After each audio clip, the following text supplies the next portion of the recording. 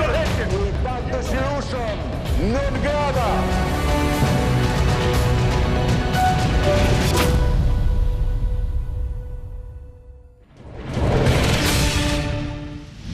Vjojmë së bashku transmetimin tashmë me Virtual Words për të parë se çfarë po diskutohet në botën virtuale.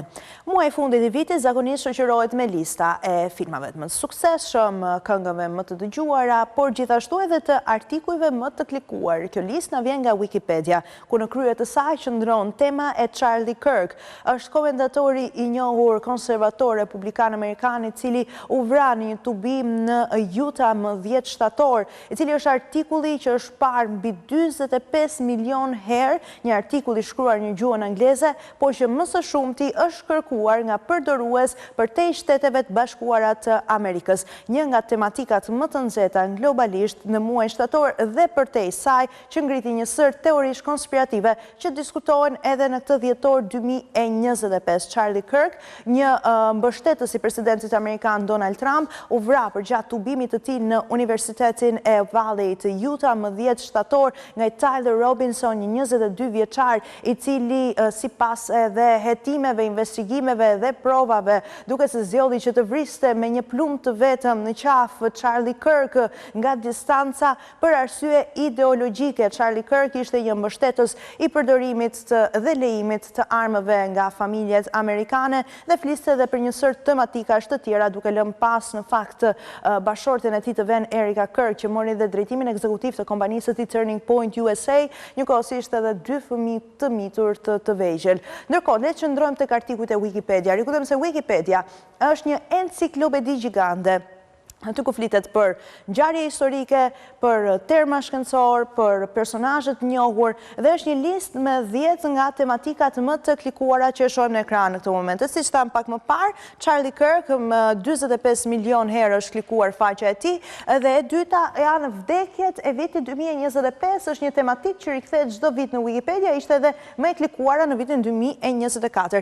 Ed Gein është një vrasës seriali i Shteteve të Bashkuara të Amerikës që është rikthyer në vëmendje pas edhe shpërndarjes dhe publikimit të serialit dokumentar shumë të njohur Monster. Donald Trump për të 8 vit radhazi është në 5 më të klikuarit e Wikipedia. Rikujtojmë se presidenti amerikan ishte ndër më të klikuarit, i dyti më i klikuari në vitin 2024 për shkak edhe të fitores së tij presidenciale. Rikujtojmë fushatën elektorale dhe zgjedhjet e nëntor 2024. Pas tij vjen Papa Leoni XIV duke vendosur historinë si ati shenjë nga i pari nga Amerika, specifikisht nga Chicago. Elon Musk, njeriu më i pasur i botës, rikthehet në këtë listë dhe është brenda vjetëshes, por vjetëre në fakt se kjo listë është ndarë mes medias, televizionit, produksioneve kinematografike dhe politikës. Pasi në vimësi shohim Zora Mandani, kryetari i zgjedhur i New Yorkut, Sinners, një film thriller i vitit 2025, Ozzy Osbourne, legjendari i muzikës rock i ndarë nga jeta këtë vit 2025,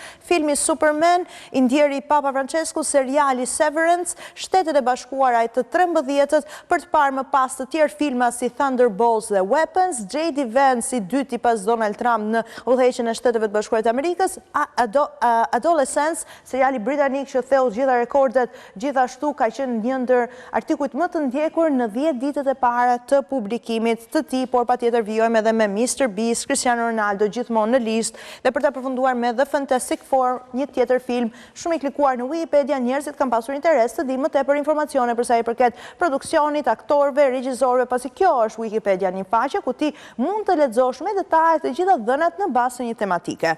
Për të folur për një tjetër çështje, Australia bëhet zyrtari shteti i parë i cili ndalon rrjetet sociale për fëmijët nën 16 vjeç dhe plani do të nisi aplikimin e saj më 10 dhjetor, mirë po sipas edhe ministrës në krye të këtij projekt ligji tashmë të miratuar, do duhet një farë kohe që skema shumë e re inovatore të jetë efektive dhe të implementohet më së miri, pasi sipas saj do të ketë fëmijë që do të gjejnë rrugë të tjera alternative për të hapur rrjetet sociale. Rikujtojmë se është një listë me rrjetet sociale që përfshin Instagram, TikTok, Facebook, YouTube, e shumë Reddit, por nuk përfshin një aplikacion specifik që tashmë është, le themi, në radarin e fëmijëve të vegjël, në 16 vjeç të miturit. Është Lemon8, një aplikacion që vjen nga kompania kineze ByteDance, që është prezantuar përtej edhe Aziz dhe njëkohësisht duket se po shkarkohet nga në telefonat inteligjent të miturve,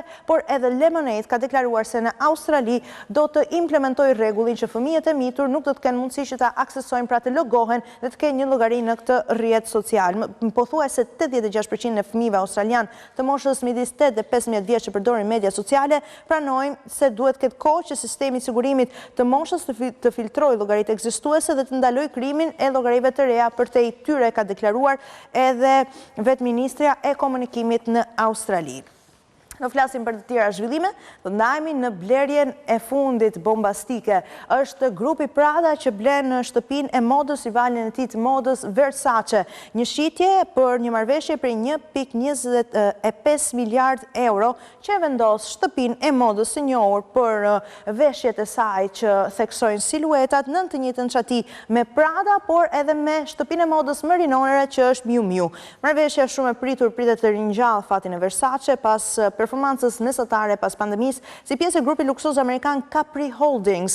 Prada tha në një deklaratë se blerja ishte përfunduar dhe kishte marrë të gjitha lejet rregullatore. Trashëgimtari i Prada do drejtoj fazën e ardhshme të Versace si kryetar ekzekutiv, përveç roleve të tij si drejtori i marketingut të grupit dhe shef i qëndrueshmërisë. Kujtojmë se Donatella Versace do të vijojë të jetë edhe brand ambasadorja e kompanisë së ngritur nga vllai i saj Ndier Gianni Versace. Një tjetër shtëpi italiane e modës luksoze është Valentino, që ka marrë kritika së fundmi pas postimit në rrjetin e tyre social Instagram të një videoje të gjeneruar me inteligjencë artificiale për të reklamuar dhe çantat e reja të produktet e reja të kompanisë të vetë shtëpisë së modës Valentino. Një bashkëpunim me artist digital si pjesa saj që u quajt një projekt krijues digital promovon çantën e re Devane, por reklama e gjeneruar me AI është pritur me kritika. Disa kanë deklaruar se është e pakujdesshme, është një kolazh i trisht, pavarësisht se është cilësuar nga Valentino si një kolazh surreal, modelesh të ndërthurara midis logove të saj. Disa përdorrues deklaruan se është e çuditshme, e sikletshme dhe zhgënjyese se si një shtëpi mode e nivelit të lartë në fakt nuk përdor personat kreativ të stafit të saj, por përdor në fakt inteligjencën artificiale.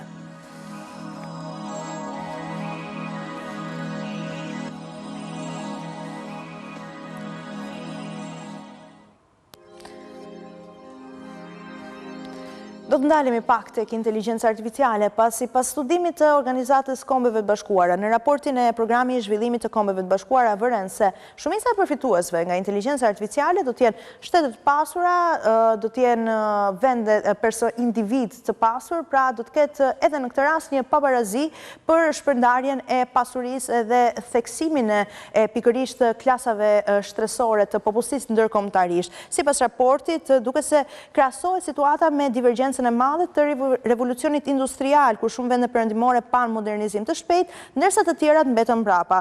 Pyetja se si kompanitë dhe institucionet e tjera do të përdorin inteligjencën artificiale janë shqetësim pothuajse universal, duke pasur parasysh potencialin e saj për ndryshuar ose zëvendësuar disa punë të kryera nga njerëzit me kompjuter dhe robot. Pjesa më e madhe e vëmendjes së kushtuar inteligjencës artificiale përshëndrohet në produktivitet, konkurrueshmëri dhe rritje, por pyetja e rëndësishme është se çfarë do të kuptonte kjo për jetën njerëzore. Kjo është edhe pyetja që bëjnë autorët.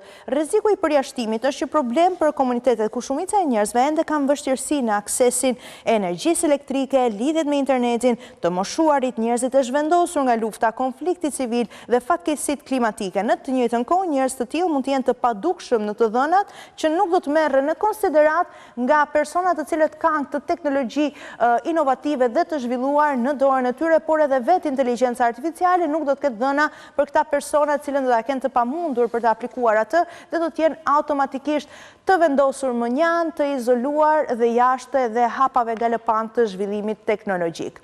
Me këtë informacion kemi ardhur në përfundim të transmetimit edhe për ditën e sotme. Unë ju rikujtoj se të gjitha këto dhe shumë të tjera mund t'i gjeni në rrjetet tona sociale ku ju ftojmë të na ndiqni. Mund na ndiqni në webfaqen tonë abc-news.al, njëkohësisht transmetimin tonë të drejtë për drejtë në valët e radios në frekuencën 105 FM.